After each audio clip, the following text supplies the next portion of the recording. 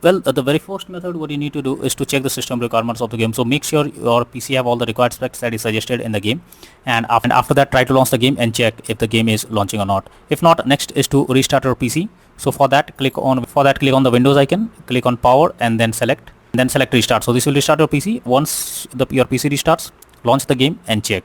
Method is to run game from the installation folder. So wherever your game is installed, you simply have to go through the folder and after that double click on it and then check if the game is launching or not. Next is to run game as administrator. So for that you have to go to the file explorer. Now after going to the folder, you simply have to select the game and after that right click on it and click on properties, then click on compatibility, and after here I have to select run this program as an administrator, click on apply and OK, and after that launch the game and check. If this doesn't resolve the issue, again come back, select disable full screen optimizations, hit on apply and OK, and then launch the game and check if this helps to fix the issue. If this also doesn't resolve the issue, come back again, select run this program in compatibility mode for select Windows 8 or Windows 7, hit on apply and OK, and launch the game and check. But if this also doesn't resolve the issue, come back again, uncheck all of these and move to the next method. Well, the next method is to allow verify integrity of game files. So you are suggested to verify the integrity of game files because it repairs corrupted, missing or damaged files that can cause crashes, bugs or missing content. So make sure to verify the game files and after that launch the game and check. Next is to allow the game through firewall. So for that you can go to the Windows search. Now search for Windows security. After that here you have to click on firewall and network protection, click on allow an app through firewall. After that here you have to click on change settings and after that check if your game is listed over here or not. If you cannot find the game, click on allow another app, click on browse. Now go to the game folder, select the application, add it to the list over here. Now after adding the game you have to select it, make sure both private and public boxes are ticked, and after that click on OK. Finally launch the game and check. Next issue is check graphics settings of the game. So when your graphics settings are not properly set up like texture quality, resolution, anti-aliasing, etc., then it directly impacts the game. And this is where the game can crash or suffer from other issues. So make sure to set up the settings properly or even lower the graphics settings to avoid any kind of unwanted issue. Next method is to update your graphics card. So make sure your graphics cards are up to date. For that go to the Windows search for a device manager. Now here you have to expand display adapter, select your graphics card, right click on it, click on update driver and then click on search automatically for drivers.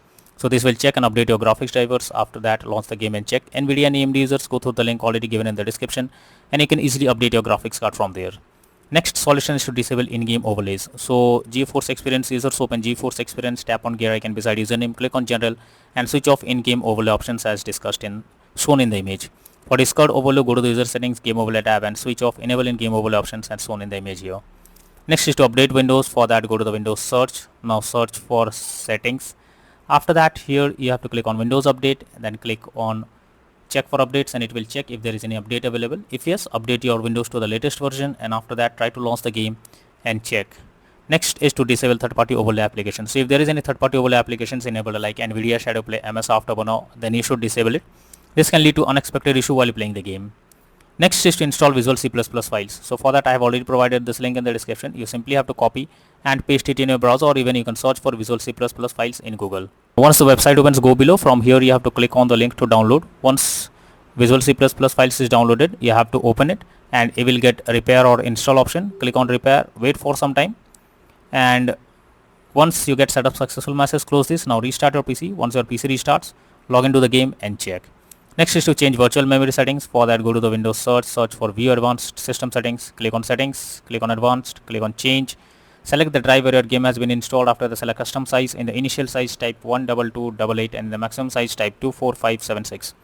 Click on set and then click on OK. Finally launch the game and check. Next is to run game on dedicated graphics card. For that go to the Windows search for settings. Now after that click on the search option, search for graphic settings. Now here you have to add your game to the list. So for that click on add a desktop app. After that go to the game folder, select the application, add it to the list over here. Now after adding the game you simply have to select click on the arrow icon and under GPU preference you have to select high performance and after that try to launch the game and check if it's working. If not, then the final solution is to reinstall NTE Neverness to Everness game. So for that go to the Windows search for settings. After that go to the app section, go to the installed apps and here your app or game will be listed. You simply have to select it, click on three dot icon and then click on uninstall. So this will remove the game from your PC After that, restart your PC. Once your PC restarts, again launch the website and reinstall the game NTE and Everness to Everness game, and finally click on the play button to check whether it's working or not.